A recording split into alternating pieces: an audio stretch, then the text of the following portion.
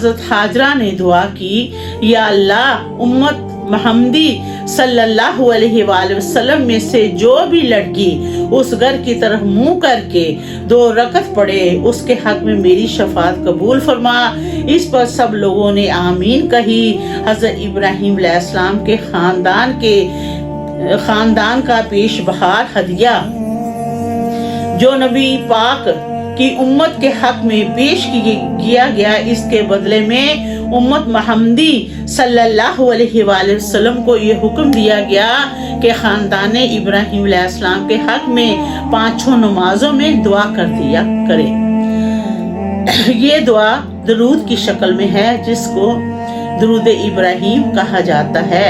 دوسری وجہ، اس محبت کی وجہ سے حضور صلی اللہ علیہ وآلہ وسلم نے اپنے فرزند کا نام ابراہیم علیہ السلام ہی رکھا تھا۔ اور تیسری وجہ، معراج شریف کی رات میں حضرت ابراہیم علیہ السلام نے حضور اکرم صلی اللہ علیہ وآلہ وسلم سے کہا تھا کہ اپنی امت کو میرا سلام کہہ دینا، اس لیے اس اسلام کے جواب میں سلام کہا گیا۔ درود شریف ابراہیم جو نماز میں پڑھا جاتا ہے، اس میں حضرت ابراہیم علیہ السلام کو بھی سلام کہا گیا ہے۔ بے شک